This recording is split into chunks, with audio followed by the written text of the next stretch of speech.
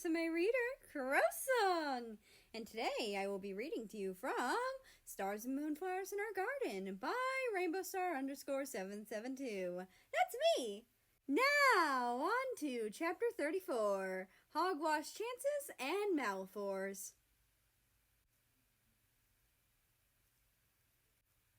America smiled to himself, watching as Russia left. He was glad Russia had a little companion now, and that the little kitten had someone to rely on again. He closed the door and went back to his spot at the desk, and noticed that some of his friends were huddled together, whispering about something. He wasn't sure what they were whispering about, and he didn't care to find out. Japan was the one who moved away from the whispering first, and giggled a bit as she moved over to America. "America!" she purred with a giggle. "You have a chance with him!" "No, I don't," he dismissed, rolling his eyes. She found another way to tease him. "Peachy." "That's hogwash, Japan, and you know it." "No, it's not!" his friend whined, insisting on the fact that America did have a chance. "He was blushing when you hugged him." "It could have caught him off guard and embarrassed him," America reminded, rolling his eyes. There were several possible reasons Russia blushed when he hugged him, so assuming it was because of returned feelings was just stupid. Japan groaned and looked at him. "You didn't see the way he was looking at you. You totally have a chance." "How about we change the subject before we have an argument?" South Korea suggested, hoping to shut her girlfriend up before she managed to make this into an argument. "Yes, please," America mumbled, relaxing into his chair. They spent the next few minutes picking a new topic. Japan eventually dropped the teasing after a while of Bean messing with her hair. America did his best to keep the topic from going back to his crush on Russia, especially since Japan seemed insistent on the fact that Russia probably returned his feelings. After a while, he drifted out of the conversation, getting lost in his own thoughts. He found himself thinking about Russia and a bit about Neeks. The two were quite similar, and honestly, he thought they'd probably be great friends if they ever met. They'd probably be like two peas in a pod, and he'd be happy to see it. "Hey, America, it's getting late. We're all gonna head out," China said, getting up. That snapped America out of his thoughts. He nodded and got up, smiling at them. He bid them all good night as they left his room, heading to their own rooms. Once they were all out, he pet his cat Bean gently, before grabbing something more comfortable to garden in. He chose a maroon sweater that he'd embroidered golden yellow details into, and a black loose-fitting pair of pants. After changing, he grabbed his messenger bag and put it on, petting his cat once more before he left. Once he was out, he started his gardening excitedly, being careful and gentle as he did. He found himself lost in his thoughts as he gardened, until he reached the camomiles and found an envelope left by Neeks.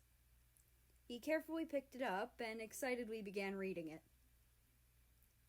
"Dear Aku." "Oh, I got it?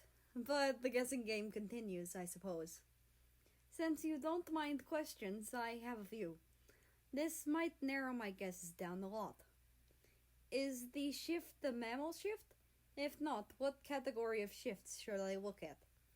"Yeah, that was a metaphor. I love those things. They're fun. Some are funny, like, 'You've opened this can of worms, now lie in it,' or 'Until the cows freeze over.' That being said, I promise I won't let anyone get hurt while I get her away from you, when I figure out how.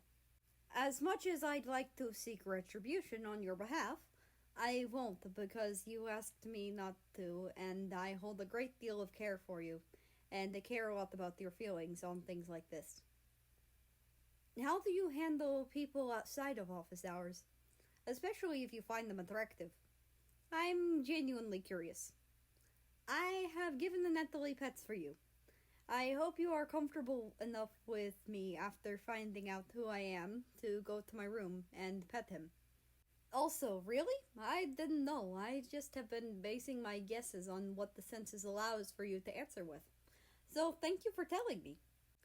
And from what I've heard, shifters are noted to not be able to practice magic well. So, could you tell me about how true that is? Another question. I've been curious about this one for a while. Why are your sclera, I think that's the right term for whites of the eyes, black? Also, my first guess in the general animal category is bat of some kind. If you are not a mammal, one of my guesses would be some sort of corvid. Sincerely, Neeks. He smiled a little.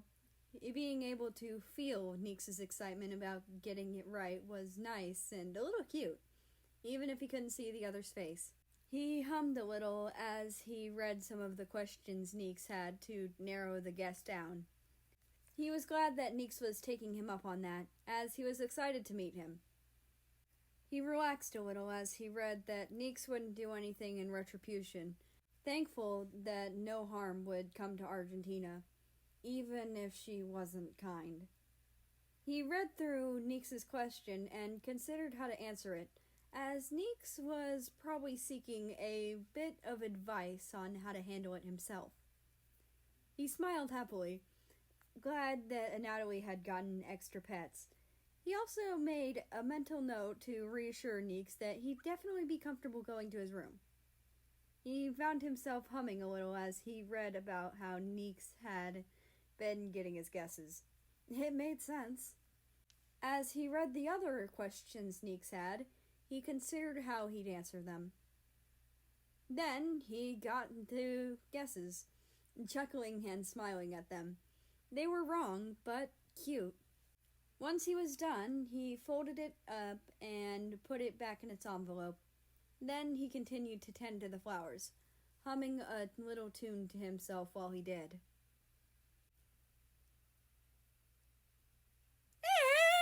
And that's the end of this chapter. I hope you enjoyed. Anyway, I'd like to invite you to join the Discord, which is linked down in the description below. That being said, I hope you have a nice rest of your day, night, or whatever it is for you. Just enjoy your time. And I will see you tomorrow.